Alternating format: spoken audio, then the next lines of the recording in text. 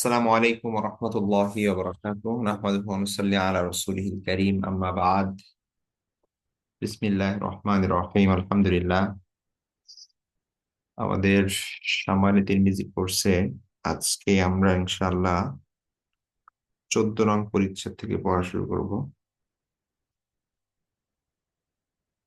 গত ক্লাসে আমরা রাসূল সাল্লাল্লাহু আলাইহি ওয়াসাল্লামের আংটি সংক্রান্ত আলোচনা করেছি। তো আজকের এই চ্যাপ্টার এটি রাসূল সাল্লাল্লাহু আলাইহি ওয়াসাল্লামের তরবারি সংক্রান্ত। বাবু মা জাআ ফি সিফাতি সাইফি রাসূলিল্লাহ সাল্লাল্লাহু আলাইহি ওয়াসাল্লাম। সাইফুন মানে হচ্ছে তরবারি, সাইফুনের বহুবচন সুয়ুফুন। সাইফুন উম, সাইফুল্লাহ মানে আল্লাহর তরবারি, দ্য সোর্ড অফ আল্লাহ। তাহলে সাইফুন মানে হচ্ছে তরবারি, এটার বহুবচন সুয়ুফ। তো স্বাভাবিকভাবে সেই সময়ের প্রেক্ষাপটে তরবারি ছিল সব থেকে বড় হাতিয়ার যুদ্ধের। তো সেই সময় মানুষের কাছে তরবারি থাকতো বিভিন্ন ধরনের। রাসূল সাল্লাল্লাহু আলাইহি ওয়াসাল্লামের একাধিক তরবারি ছিল এবং সেই সময় মানুষের তরবারির নাম রাখতেন। রাসূল সাল্লাল্লাহু আলাইহি ওয়াসাল্লামের এরকম একাধিক তরবারি ছিল, প্রত্যেকটি তরবারির নাম ছিল আলাদা আলাদা। তো বিভিন্ন বর্ণনা আছে, সেখানে আমরা দেখতে পাই টোটাল আল্লাহ রাসূল সাল্লাল্লাহু আলাইহি ওয়াসাল্লামের প্রায় 10টি তরবারি ছিল এবং সেগুলোর বিভিন্ন নাম ছিল। তো আমরা জানি যে জুলফিকার নামে একটা তরবারি আছে, আল্লাহ রাসূল সাল্লাল্লাহু আলাইহি ওয়াসাল্লাম ছিলেন। পরবর্তীতে সেটা আলী রাদিয়াল্লাহু আনহুর কাছে যায়।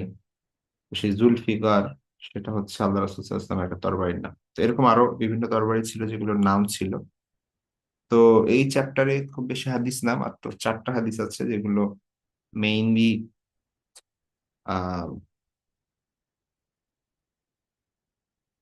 কয়েকটা বিষয় এখানে বর্ণনা করা হয়েছে। তার মধ্যে একটা বিষয় হচ্ছে রাসূল সাল্লাল্লাহু আলাইহি ওয়াসাল্লামের যে তরবারি ছিল সেই তরবারির যে বাট, যেটা হচ্ছে ধরে, তো ওইটার সামনের অংশ ওইটা ছিল রূপার তৈরি। ঠিক আছে, তো এরকম কয়েকটা বর্ণনা আছে এখানে।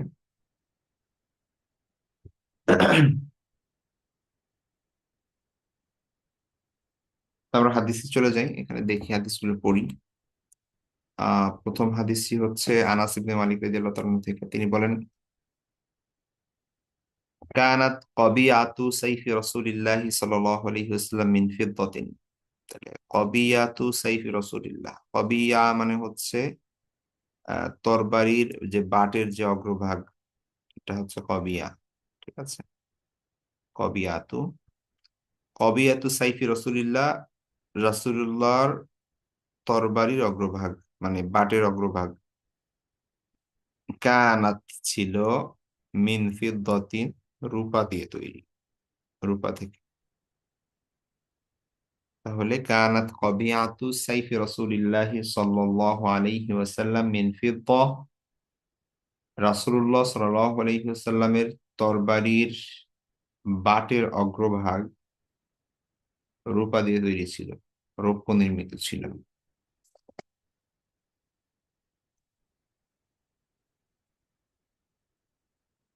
পরের হাদিসটি একই, এখানেও একই জিনিস আমরা দেখতে পাই, যেটা সাঈদ ইবনুল হাসান রাদিয়াল্লাহু তাআলা আনহু থেকে। তিনি বলছেন, কানাত কবিয়াতু সাইফি রাসূলিল্লাহ সাল্লাল্লাহু আলাইহি ওয়াসাল্লাম মিন ফিদ্দা, একই জিনিস।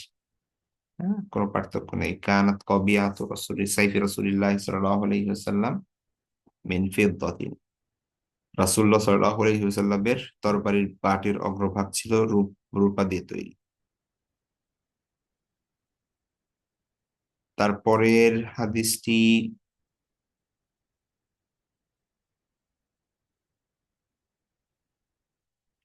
পরের হাদিসটি হচ্ছে রাসূলুল্লাহ সাল্লাল্লাহু আলাইহি ওয়াসাল্লাম যখন মক্কা বিজয়ের দিনে আহ সেই মক্কায় প্রবেশ করেন, সেই দিনের একটা কথা সাহাবী বর্ণনা করছেন যে এটা হচ্ছে আবু জাফর মোহাম্মদ ইবনে সুদরান রাহিমাহুল্লাহ তাআলা তার দাদা থেকে তিনি বর্ণনা করছেন যে তার দাদা তাকে বলেছেন যে দাখলা রাসূলুল্লাহ সাল্লাল্লাহু আলাইহি ওয়াসাল্লাম মাক্কাতা ইয়াউমাল ফাতহি ওয়া আলা সাইফিহি যাহাবুন ওয়া ফিদ্দা, যে রাসূলুল্লাহ সাল্লাল্লাহু আলাইহি ওয়াসাল্লাম মক্কায় প্রবেশ করেছেন ফাতহের দিন, মানে মক্কা বিজয়ের দিন।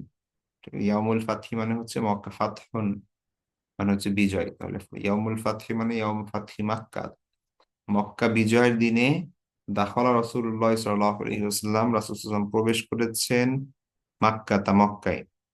ওয়া আলা সাইফিহি সেই দিন ওয়া আলা সাইফিহি তার তরবারির উপর ছিল যাহাবুন ওয়া ফিদ্দা, স্বর্ণ এবং রূপা। ঠিক আছে।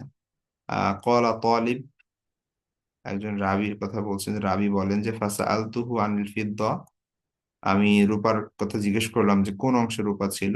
কানাত, তিনি বললেন কানাত কবিয়াতুস সাইফি ফিদ্দাতান, যে তরবারির যে বাটের অগ্রভাগ এটি ছিল রূপা দিয়ে তৈরি।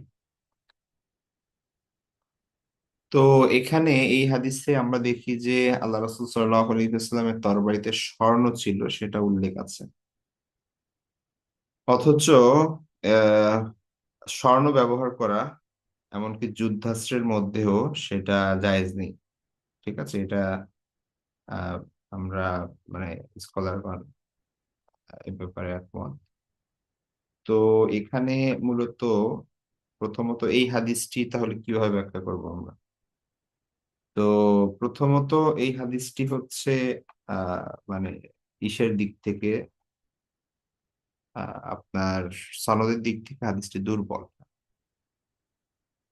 সুতরাং এর বিপরীতে যে আরো স্ট্রং হাদিস আছে যেখানে নিষিদ্ধের কথা আছে, তো তার বিপরীতে এটা দলিল হিসেবে গ্রহণযোগ্য হবে না।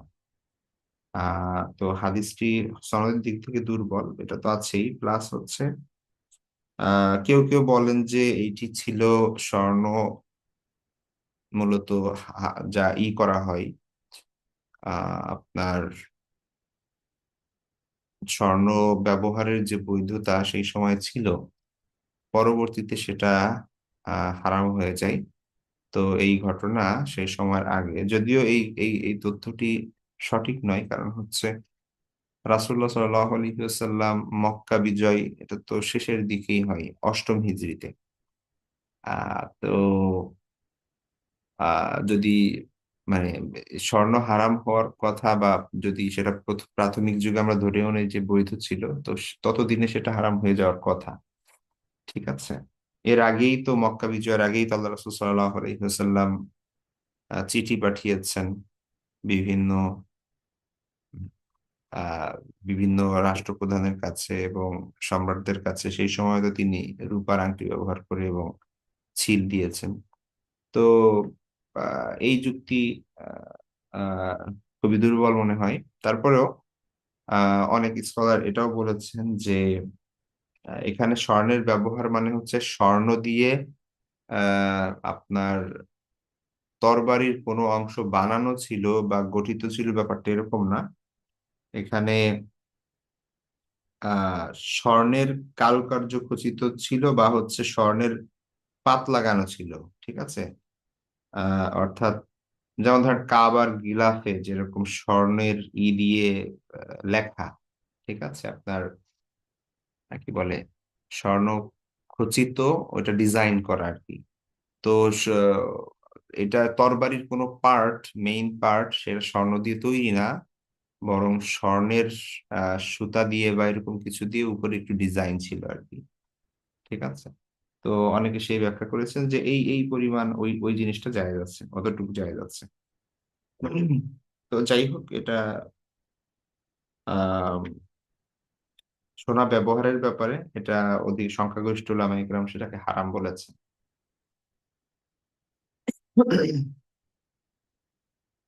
তো তো তারপরে যদি আমরা যাই, তাহলে পরের হাদিসটি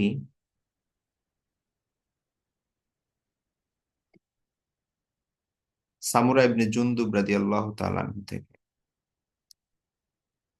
আহ ইবনে সিরিন রহিমাহুল্লাহ তাআলা তিনি বলেন,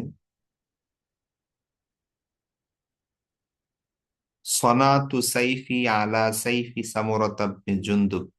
আমার যে তরবারি, সাইফি মানে হচ্ছে আমার তরবারি, সনাতু আমি বানিয়েছি, আলা সাইফি সামুরাতা ইবনে জুনদুব, সামুরা ইবনে জুনদুব রাদিয়াল্লাহু তাআলা আনহুর যে তরবারি, সেই তরবারির অনুরূপ, ওই তরবারির মতো করে আমি আমার তরবারি তৈরি করেছি। ওয়া জামা সামুরাতু, এবং সামুরা আহ সামুরা ইবনে জুনদুব রাদিয়াল্লাহু তাআলা আনহুর কথা হচ্ছে, তিনি মনে করেন বা তিনি বলেছেন যে আন্নাহু সনা সাইফাহু আলা সাইফি রাসূলুল্লাহ সাল্লাল্লাহু আলাইহি ওয়াসাল্লাম, যে তার যে তরবারি, তিনি সেটা আল্লাহ রাসূল সাল্লাল্লাহু আলাইহি ওয়াসাল্লামের তরবারির অনুরূপ বানিয়েছেন। ঠিক আছে, তাহলে আবার দেখি। ইবনে সিরিন রহিমাহুল্লাহ তাআলা তিনি একটি তরবারি বানিয়েছেন। তিনি বলছেন যে আমি সামুরা ইবনে জুনদুব রাদিয়াল্লাহু তাআলা আনহুর তরবারির মতো তরবারি বানিয়েছে, এবং সামুরা রাদিয়াল্লাহু তাআলা আনহু তিনি বলেছেন যে তার এই তরবারিটি আল্লাহ রাসূল সাল্লাল্লাহু আলাইহি ওয়াসাল্লামের তরবারির অনুকরণে বানানো। ঠিক আছে, এই হচ্ছে হাদিসটি। তাহলে সনাতু সাইফি, আমার তরবারিটি আমি বানিয়েছি, আলা সাইফি সামুরাতা ইবনে জুনদুব, সামুরা ইবনে জুনদুব রাদিয়াল্লাহু তাআলা আনহু তরবারির অনুরূপ। ওয়া জামা সামুরাতু, জামা মানে হচ্ছে, এখানে আগে জামা শব্দ গিয়েছে। জামা শব্দের শাব্দিক অর্থ হচ্ছে ধারণা করা, কিন্তু এখানে অর্থ হবে দাবি করা বা বলা। তাহলে সামুর রাদিয়াল্লাহু তাআলা আনহুর বক্তব্য হচ্ছে, তার দাবি হচ্ছে বা তার কথা হচ্ছে, আন্নাহু সনা সাইফাহু আলা সাইফি রাসূলুল্লাহ সাল্লাল্লাহু আলাইহি ওয়াসাল্লাম, তার তিনি তার তরবারি বানিয়েছেন রাসূল সাল্লাল্লাহু আলাইহি ওয়াসাল্লামের তরবারির অনুকরণে।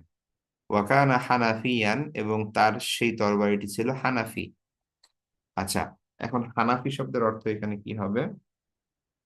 প্রথমত, বনু হানিফা নামে একটা গোত্র ছিল, যারা ছিল আহ কি বলে, আরবের ইয়ামামা সহ ওই অঞ্চলের দিকে, এবং আহ, খুবই উন্নত তলোয়ার তৈরিতে তারা সিদ্ধ, খুব প্রসিদ্ধ। ঠিক আছে, আমরা জানি, আপনারা জানেন হয়তো যে মুসাইলামাতুল কাজ্জাব, একটা ভণ্ড নবী, তার বিরুদ্ধে মুসলমানরা যুদ্ধ করে। তো সেই মুসাইলামাতুল কাজ্জাব ছিল এই বনু হানিফা। ঠিক আছে, তো বনু হানিফার আহ তরবারির দিক থেকে তাদের অনেক প্রসিদ্ধ ছিল। তো তাদের তরবারির আলাদা একটা ডিজাইন ছিল। তো সেই তরবারিকে বলা হতো হানাফি তরবারি। ঠিক আছে, হানাফি। তো এখানে সেটা বোঝাচ্ছে আহ সে যে সেই তরবারিটি, যে সামুরা ইবনে জুনদুব রাদিয়াল্লাহু তাআলা আনহু যেই ডিজাইনের তরবারি বানিয়েছেন এবং বলেছেন যে এটি হচ্ছে আল্লাহ রাসূল সাল্লাল্লাহু আলাইহি ওয়াসাল্লামের তরবারির অনুকরণে বানানো, তো সেটি ছিল একটা হানাফি তরবারি, মানে হচ্ছে বনু হানিফ গোত্রের তরবারি নেই। তো সেই সময় মানুষের মানে তরবারি ডিজাইন দেখে বোঝা যেত যে এটা কোন কারা বানিয়েছে, কোন এলাকার। ঠিক আছে, কিছু তরবারি থাকতো যে একটু বাঁকা, কিছু তরবারি থাকতো সোজা। ঠিক আছে, কিছু তরবারি থাকতো যে সোজা সামনের দিকে একটু বাঁকা, এই ধরনের বিভিন্ন ডিজাইন থাকতো আর কি। যেমন জুলফিকার রাসূল সাল্লাল্লাহু আলাইহি ওয়াসাল্লামের যেই তরবারিটি, ওটি হচ্ছে একটু বাঁকা, মানে একদম ওটা ওটা ছিল বাঁকা তরবারি আর কি। তো আরবিতে যেই মানে ফিকর বা ফাকরা যে শব্দ, ঠিক আছে, ওইটার অর্থ হচ্ছে, শাব্দিক অর্থ হচ্ছে মেরুদণ্ডের হাড়। তো আহ তো মেরুদণ্ডের যে হাড়ের মাঝে যেরকম খাঁজ থাকে, হ্যাঁ, দুই হাড়ের মাঝে যেরকম খাঁজ থাকে, তো তেমনি ভাবে রাসূল সাল্লাল্লাহু আলাইহি ওয়াসাল্লামের যেই জুলফিকার তরবারি, এইটার এটা এটার পিঠেও কিছু কয়েকটি খাঁজ ছিল। ঠিক আছে, তো এই কারণে এটাকে জুলফিকার নাম ছিল এটার। তো যাই হোক, তারপরে আহ তাহলে আবার দেখি হাদিসটি একবার এখানে। যে ইবনে সিরিন বলছেন, সনাতু সাইফি আলা সাইফি সামুরাত ইবনে জুনদুব, সামুরা ইবনে জুনদুবের তরবারির অনুকরণে আমি আমার তরবারি বানালাম, বানিয়েছি। ওয়া জাআমা সামুরাতু, এবং সামুরা রাদিয়াল্লাহু তাআলা বলেছেন, আন্নাহু সনা সাইফাহু, যে তিনি তার তরবারিটি বানিয়েছেন, আলা সাইফি রাসূলিল্লাহ সাল্লাল্লাহু আলাইহি ওয়াসাল্লাম, রাসূল সাল্লাল্লাহু আলাইহি ওয়াসাল্লামের তরবারির অনুকরণে। ওয়া কানা হানাফিয়ান, এবং সেই তরবারিটি ছিল বনু হানিফ গোত্রের তরবারি নেই।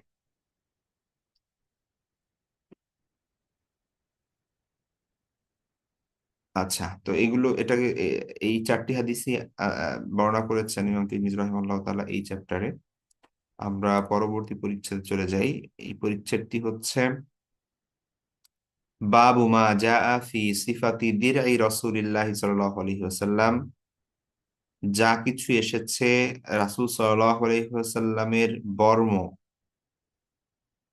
বর্মের বর্ণনা সম্পর্কে। দিরউন মানে হচ্ছে বর্ম, বর্ম মানে হচ্ছে যুদ্ধের পোশাক। তো মানে লৌহ বর্ম যেটা, সেই সময়ের যুদ্ধের পোশাক যেটা, লোহার জামা, তরবারির আঘাত, তারপরে তীরের আঘাত, সেগুলো থেকে বাঁচার জন্য যুদ্ধক্ষেত্রে মানুষ সেই সময় যেটা পরতো সেটাকে বলা হয় দিরআন। তো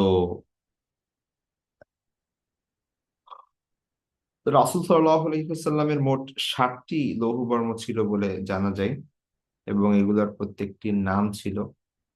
আহ তো সেই সময়ের মানুষের এই প্রত্যেকটি জিনিসের যুদ্ধাস্ত্রের এগুলোর আলাদা আলাদা নাম থাকতো। তো রাসূল সাল্লাল্লাহু আলাইহি ওয়াসাল্লামের এই লৌহ বর্ম, সেগুলোরও নাম ছিল। তো এই পরিচ্ছেদে মাত্র সম্ভবত 2টা হাদিস বর্ণনা করা হয়েছে, যেখানে তার লৌহ বর্মের কথা আছে আর কি। তো প্রথম যে হাদিসটি এখানে আমরা দেখতে পাচ্ছি সেটি হচ্ছে জুবাইর ইবনুল আওয়াম রাদিয়াল্লাহু তাআলা আনহু থেকে। জুবাইর ইবনুল আওয়াম হচ্ছেন রাসূল সাল্লাল্লাহু আলাইহি ওয়াসাল্লামের আপনার ফুফাতো ভাই। তার রাসূল সাল্লামের যে ফুফি ছিলেন সাফিয়া রাদিয়াল্লাহু তাআলা আনহা, সফিয়া বিনতে আব্দুল মুত্তালিব। তো সেই সাফিয়া রাদিয়াল্লাহু তাআলা আনহার ছেলে হচ্ছে জুবাইর ইবনুল আওয়াম। তো ফুফাতো ভাই রাসূল সাল্লাল্লাহু আলাইহি ওয়াসাল্লামের, তো তিনি এবং তার মা খুব অল্প বয়সেই, মানে মানে ইসলামের শুরুর দিক থেকেই ইসলাম গ্রহণ করেন। যখন ইসলাম গ্রহণ করেন তখন জুবাইর রাদিয়াল্লাহু তাআলার বয়স ছিল 16 বছর। যাই হোক, তো আহ জুবাইর রাদিয়াল্লাহু তাআলা আনহু বর্ণনা করছেন এই হাদিসটি, যে কানা আলান নবী সাল্লাল্লাহু আলাইহি ওয়াসাল্লাম ইয়াউমা উহুদিন দিরআন। আলান নবী সাল্লাল্লাহু আলাইহি ওয়াসাল্লাম মানে হচ্ছে রাসূল সাল্লাল্লাহু আলাইহি ওয়াসাল্লামের উপর, মানে রাসূল সাল্লাল্লাহু আলাইহি ওয়াসাল্লামের গায়ে। কানা ছিল, ইয়াউমা উহুদিন উহুদের দিনে, রাসূল সাল্লাল্লাহু আলাইহি ওয়াসাল্লামের গায়ে উহুদের দিনে ছিল দিরআন, 2টা বর্ম। ঠিক আছে, 2টা বর্ম ছিল। দিরআন মানে 2টা বর্ম। দিরন বর্ম, একটা বর্ম, আর দিরআনি 2টা বর্ম। তাহলে রাসূল সাল্লাল্লাহু আলাইহি ওয়াসাল্লামের গায়ে বা পরনে 2টা বর্ম ছিল। ঠিক আছে, ফানাহাদ ইলা সখরতি।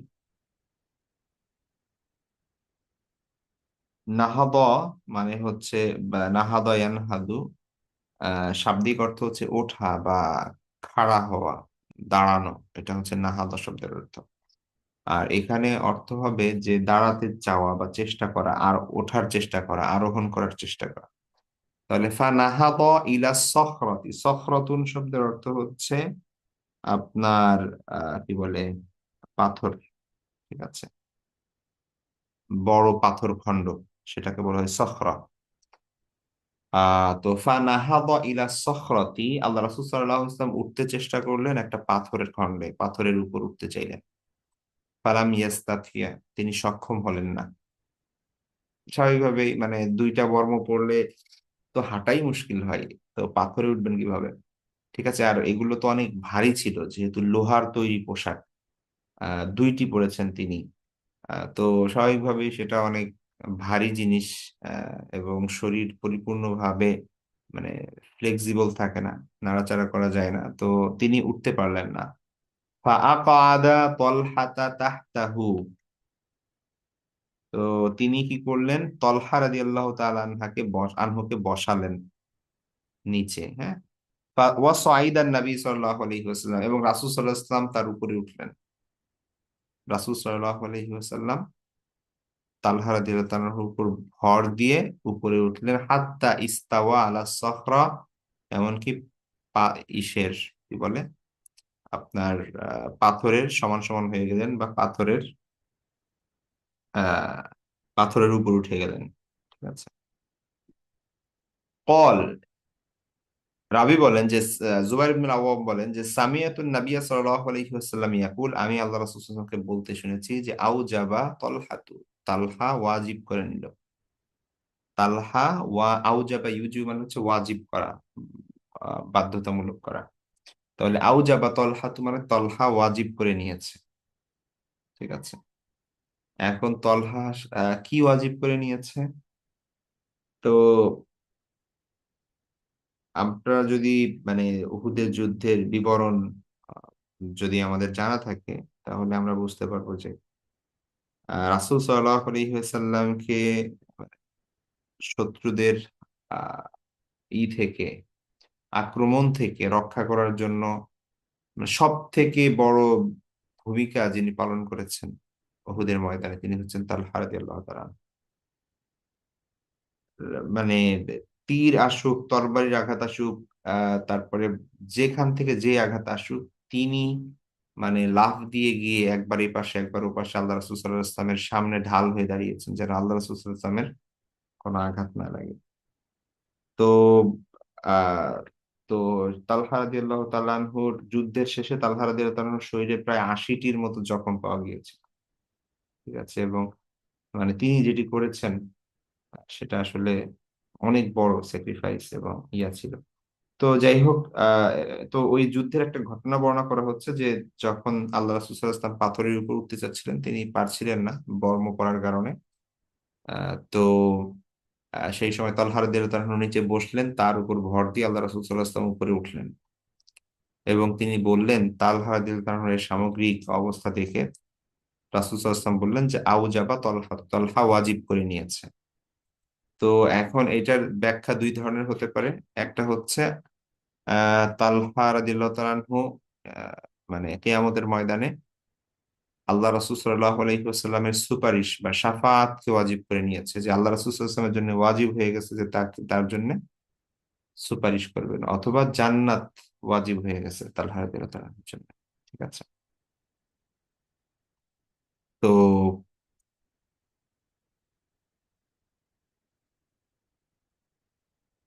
তো এই জন্যে কি বলে, জুবাইর রাদিয়াল্লাহু আনহু এই বর্ণনা দ্বারা আমরা বুঝতে পারি। তো এখানে যদিও এই হাদিসের মধ্যে ডিরেক্টলি আপনার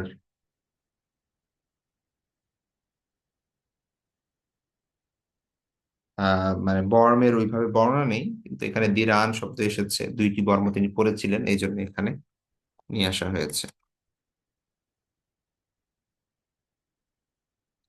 তো আমরা জানি যে তালহা রাদিয়াল্লাহু তাআলা আনহু, তিনি কিন্তু আপনার কি বলে আশারায়ে মুবাশশারার একজন, এবং জুবাইর রাদিয়াল্লাহু আনহু যিনি বর্ণনা করছেন তিনি, তালহা এবং জুবাইর দুইজন বিভিন্ন ক্ষেত্রে এনাদের নাম একসঙ্গে আসে। ইতিহাস আমরা দেখলে রাসূল সাল্লাল্লাহু আলাইহি ওয়াসাল্লামের সেই সময় এমনকি তারা শাহাদাত বরণ করেছিল একসঙ্গে পরবর্তীতে, আহ সেই জঙ্গে জামালের মধ্যে, ফিতনার সময়। তো জুবাইর রাদিয়াল্লাহু আনহু এবং তালহা রাদিয়াল্লাহু তাআলা আনহু, মানে এই হাদিসের রাবি এবং যাকে নিয়ে বর্ণনা করা হচ্ছে, দুজনই কিন্তু আশারায়ে মুবাশশারা, অর্থাৎ এই দুনিয়া থাকতেই একই সঙ্গে যে 10 জন জান্নাতের সুসংবাদ পেয়েছেন তার মধ্যে তারা অন্যতম। তো তারপরে হচ্ছে পরের যে হাদিসটি সেটা হচ্ছে সাইব ইবনে ইয়াজিদ রাদিয়াল্লাহু তাআলা আনহু থেকে, তিনি বলেন আন্না রাসূলুল্লাহ সাল্লাল্লাহু আলাইহি ওয়াসাল্লাম কানা আলাইহি ইয়াউমা উহুদিন দিরআন, রাসূল সাল্লাল্লাহু আলাইহি ওয়াসাল্লামের গায়ে ছিল উহুদের দিনে দুইটা বর্ম, কদ যহারা বাইনাহুমা। আচ্ছা, যহারা ইউজাহিরু যখন পোশাকের সাথে ব্যবহৃত হয়, এর অর্থ হচ্ছে একটা পোশাকের উপর আর একটা পরা। ঠিক আছে, তো এখানে যেহেতু বর্মটাও এক ধরনের পোশাক, মানে যুদ্ধের পোশাক, তো কদ যহারা বাইনাহুমা মানে হচ্ছে তিনি একটার উপর আর একটা পরেছিলেন। ঠিক আছে, একটার উপর আর একটা পরেছিলেন, তো দুইটা লৌহ বর্ম তিনি পরেছিলেন, একটার উপর আর একটা। তো এই দুইটি হাদিসই এনেছেন ইমাম তিরমিজি রাহিমাহুল্লাহ তাআলা এই চ্যাপ্টারে। পরের চ্যাপ্টারে যদি আমরা যাই, সেটা হচ্ছে বাবু মা জাআ ফি সিফাতি মিগফারি রাসূলিল্লাহ সাল্লাল্লাহু আলাইহি ওয়াসাল্লাম। মিগফার শব্দের অর্থ হচ্ছে আহ দেখেন আপনার হচ্ছে আহ এটাকে বলা হয় ইসমে জরফ, মূলত ঢেকে রাখার যন্ত্র। ঠিক আছে, মানে যেটা দিয়ে ঢেকে রাখা হয়, এটাকে বলে হয় মিগফার। আল গফরু শব্দ থেকে উদ্গত। গফরু মানে হচ্ছে ঢাকা বা আচ্ছাদিত করা, ওইখান থেকে আহ আপনার মিগফার, মিফতাহ প্যাটার্নে, মানে হচ্ছে কি বলে, মিফাল প্যাটার্ন, সরি। ঠিক আছে, তো মিফাল প্যাটার্ন, এটা হচ্ছে ইসমে জরফের প্যাটার্ন, সরি ইসমে আলার প্যাটার্ন, জরফ বলছি, সরি। তো ইসমে আলা মানে হচ্ছে যে কোনো যন্ত্র, অর্থাৎ ঢেকে রাখার যন্ত্র। ঠিক আছে, তো এখানে আপনার উদ্দেশ্য যেটা, সেটা হচ্ছে শিরস্ত্রাণ বা হেলমেট। যুদ্ধের সময় মাথা ঢাকার জন্য, মাথার যে ঢাকার জন্য যেই লোহার আবরণ, হেলমেট বা হচ্ছে শিরস্ত্রাণ, সেটাকে বলা হয় মিগফার। তো বাবু মা যা আফি সিফাতি মিগফারি রাসূলিল্লাহ সাল্লাল্লাহু আলাইহি ইসলাম, যা কিছু এসেছে রাসূল সাল্লাল্লাহু আলাইহি ওয়াসাল্লামের মিগফার মানে শিরস্ত্রাণ এর বিবরণ প্রসঙ্গে। ঠিক আছে,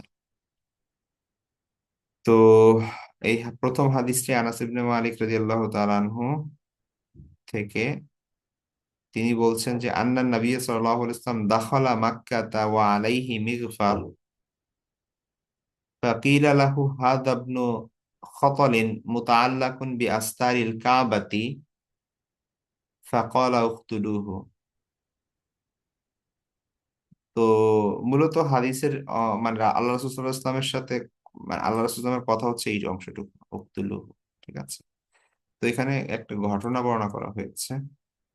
মক্কা বিজয়ের দিন আল্লাহ রাসূল সাল্লাল্লাহু আলাইহি ওয়াসাল্লাম যখন মক্কায় প্রবেশ করেন, তখন তার মাথায় সেই সময় শিরস্ত্রাণ ছিল। ঠিক আছে, হেলমেট ছিল। তো সেটা এখানে বর্ণনা করা হচ্ছে যে আন্না নবী সাল্লাল্লাহু আলাইহি ইসলাম দাখালা মাক্কাতা, আল্লাহ মক্কায় প্রবেশ করলেন, ওয়া আলাইহি মিগফার, এবং তার মাথায় ছিল শিরস্ত্রাণ, তার পরিহিত ছিল শিরস্ত্রাণ। ফাকির আলাহু, তাকে বলা হলো, হাদা ইবনু খতল, ইবনে খতল একজন ব্যক্তি। তো এই ইবনে খতল মুতা আল্লাকুন ঝুলে আছে, বি আস্তারিল কাবা, কাবার গিলাফের সাথে, কাবার যে চাদর বা কাবার যে সতর থেকে আস্তার আর কি, হ্যাঁ, ঢেকে রাখার যে জিনিস, তো কাবার গিলাফ যে, সেটা ধরে সে ঝুলে আছে। ফাকল, আল্লাহ রাসূল সাল্লাল্লাহু আলাইহি ওয়াসাল্লাম বললেন, উকতুলুহু, তাকে হত্যা করো। ঠিক আছে, তো প্রসঙ্গটা আমাদের বুঝতে হবে, সেটা হচ্ছে আল্লাহ রাসূল সাল্লাল্লাহু আলাইহি ওয়াসাল্লাম একটা মানুষকে হত্যা করতে বলছেন। সে কাবা, এক তো মসজিদে হারামের মধ্যে, মানে হারামের এরিয়ার মধ্যে একদম কাবায়, তারপরে কাবার গিলাফ ধরে ঝুলে আছে, এই লোককে আল্লাহ রাসূল সাল্লাল্লাহু আলাইহি ওয়াসাল্লাম হত্যা করতে বলছেন। মানে ব্যাপারটা সিরিয়াস না? তো যেখানে মানে কোনো ধরনের মশাও মারা যায় না, ঠিক আছে, গাছের পাতা ছেঁড়া যায় না, সেখানে কাবার গিলাফ ধরে ঝুলে আছে একজন, তাকে হত্যা করা হচ্ছে। তো যাই হোক, বিষয় যেটা সেটা হচ্ছে যে আল্লাহ রাসূল সাল্লাল্লাহু আলাইহি ইসলাম যখন মক্কা বিজয় করেন, আমরা জানি যে তিনি সাধারণ ক্ষমা ঘোষণা করেন।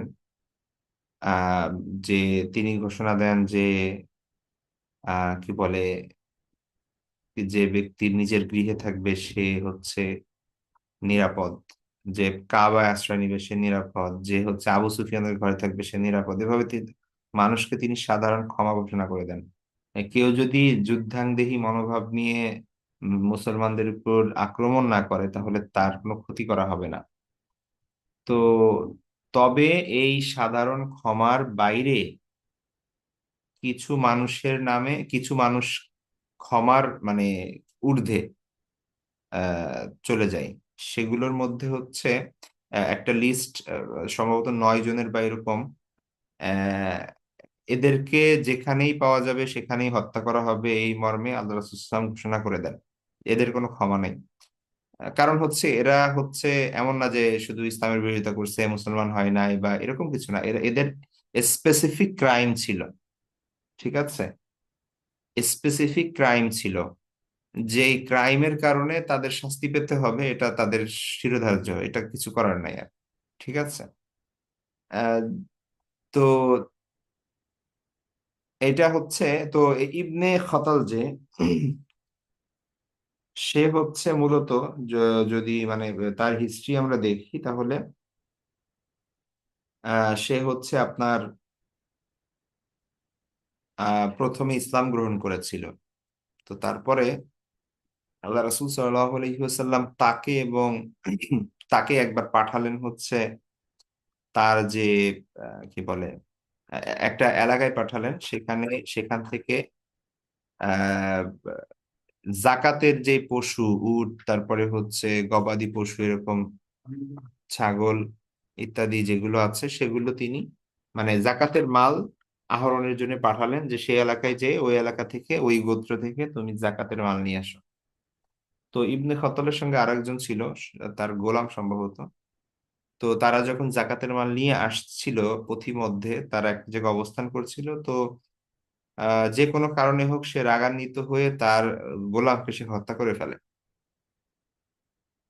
এখন সে তো এই বড় একটা ক্রাইম করে ফেলেছে। এখন সে তো আহ, আহ, সে ভয় পায় যে আমি যদি এখন মদিনায় যাই তাহলে আল্লাহ রাসূল সাল্লাল্লাহু আলাইহি ওয়াসাল্লাম হয়তো কিসাস হিসেবে আমাকে হত্যা করে ফেলবেন, কারণ সে একটা নিরপরাধ প্রাণকে মেরে ফেলেছে। তো প্রাণের বিনিময়ে তো প্রাণী, কোরআনের বিধান তো এটাই। তো সে কি করে, সে ইসলাম ধর্ম ত্যাগ করে ওই সকল মাল নিয়ে সে মক্কায় চলে যায়। ঠিক আছে, এবং ইসলামের বিরোধিতা করতে থাকে। সে এক তো এই মুসলমানদের মাল সম্পদ জাকাত সে চুরি করেছে, দ্বিতীয়ত একজন লোককে হত্যা করেছে, তৃতীয়ত সেখানে গিয়ে রাসূল সাল্লাল্লাহু আলাইহি ইসলামের নামে বিভিন্ন ধরনের কুৎসা রটানো শুরু করেছে, মানে বিভিন্ন ধরনের বিরোধিতা করা শুরু করেছে, এবং আহ, অশ্লীল এবং খারাপ কথা থেকে শুরু করে বিভিন্ন ধরনের বিষয়। তো তার অপরাধের উপর অপরাধ, এমন এমন ক্রাইম সে করেছে যেটা আসলে ক্ষমার বাইরে। এবং আল্লাহ ইসলাম মানে এখানে আসলে মানে এমন কোনো বিষয় না যে সাধারণ ক্ষমার মধ্যে সে ক্ষমাপ্রাপ্ত হবে। ঠিক আছে, তার এই স্পেসিফিক ক্রাইমের কারণে তার তো শাস্তি পেতেই হবে, যেটা নির্ধারিত। তো এই কারণে এরকম একটা লিস্ট ছিল, যে এই লিস্টের মধ্যে যারা ছিল, যাদের নাম, তো তারা ক্ষমার ঊর্ধ্বে, এদেরকে যেখানেই পাওয়া যাবে সেখানেই হত্যা করা হবে। তো ইবনে খত্তাল ভেবেছিল যে আমি বোধহয় কাবার আশ্রয় নিলে বা কাবার গিলাফ ধরে ঝুলে থাকলে মনে হয় এটা পবিত্র স্থান, তো এটা বোধহয় আমাকে হত্যা করবে না। তো তারপর আল্লাহ রাসূল সাল্লাল্লাহু আলাইহি ওয়াসাল্লাম নির্দেশ দিলেন তাকে হত্যা করার জন্য। তো এখানে একটা বিষয়, আরেকটা কোশ্চেন, সেটা হচ্ছে ঠিক আছে সে অপরাধী, সবকিছুই ঠিক আছে, কিন্তু কেন হারামের মধ্যে হত্যা করা হলো?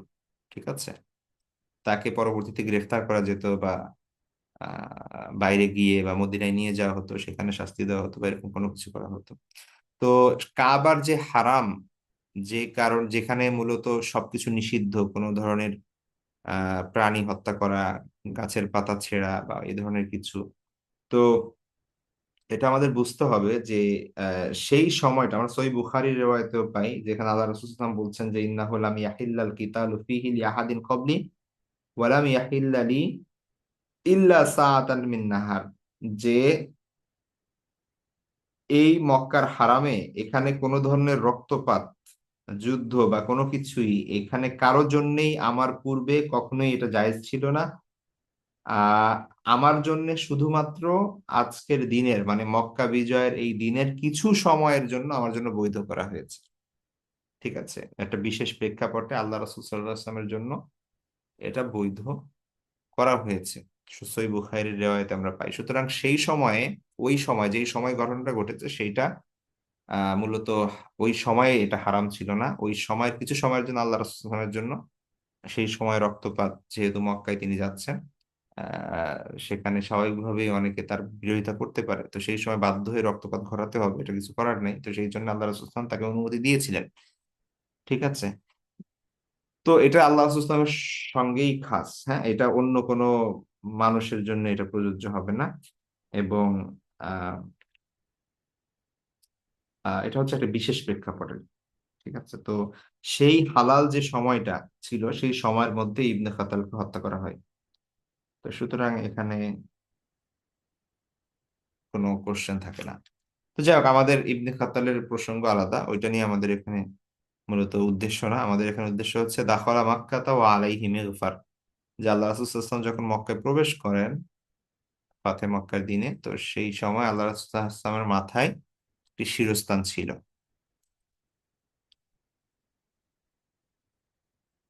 তার পরের হাদিসটি পরের হাদিসটি আনাস ইবনে মালিক রাদিয়াল্লাহু তাআলা থেকে, তিনি বলছেন, আন্না রাসূলুল্লাহি সাল্লাল্লাহু আলাইহি ওয়াসাল্লাম দাখালা মাক্কাতা আমাল ফাতহি, রাসূল সাল্লাল্লাহু আলাইহি ওয়াসাল্লাম মক্কায় প্রবেশ করলেন বিজয়ের বছরে, মানে হচ্ছে মক্কা বিজয়ের দিনে। ওয়া আলা রাসিহিল মিগফার, এবং তার মাথায় ছিল মিগফার, মানে হচ্ছে শিরস্ত্রাণ।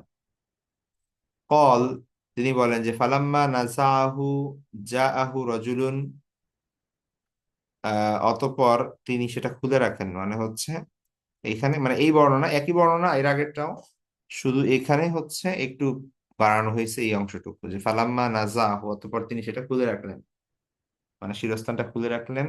জাআহু রাজুলুন, একজন লোক আসলো তার কাছে, ফাকালা লাহু, তাকে বলল যে ইবনু খতাল মুতাআল্লিকুন বি আস্তারিল কাবা, ইবনে খতাল সে কি আছে, কাবার গিলাফ ধরে ঝুলে আছে। ফাকালা, রাসূলুল্লাহ সাল্লাল্লাহু আলাইহি ওয়াসাল্লাম বললেন উকতুলুহু, তাকে হত্যা করো।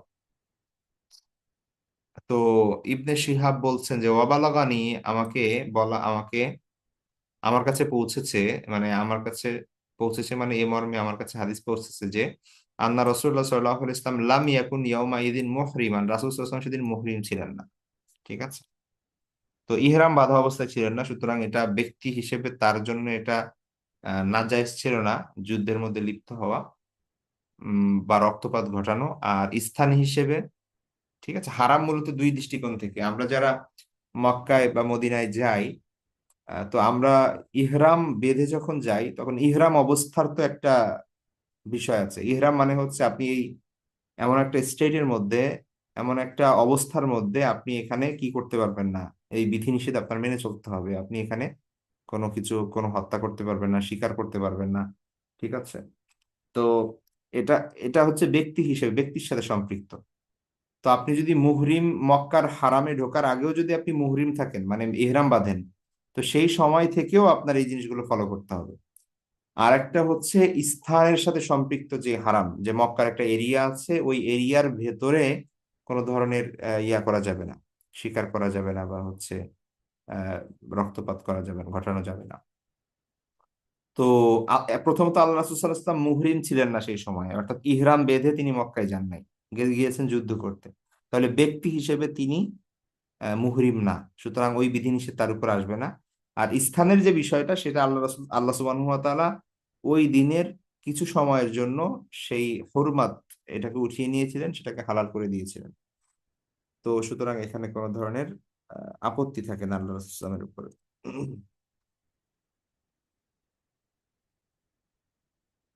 আচ্ছা, তো এটা গেল আমাদের হেলমেট সংক্রান্ত। পরবর্তীতে হচ্ছে আল্লাহ রাসূলের পাগড়ি। আচ্ছা, এটা আমরা নেক্সট ক্লাসে পড়বো ইনশাআল্লাহ। আজকে এই তিনটা বিষয় থাক: আল্লাহ রাসূলের তরবারি, তার বর্ম, এবং তার শিরস্ত্রাণ। ঠিক আছে, আমরা আজকে এই পর্যন্তই থাকবে। আমাদের নেক্সট ক্লাস ইনশাআল্লাহ আমরা পরবর্তী চ্যাপ্টার থেকে পড়বো। ভালো থাকবেন সবাই, দোয়া করবেন। আল্লাহ হাফেজ। আসসালামু আলাইকুম ওয়া রাহমাতুল্লাহি ওয়া বারাকাতুহু।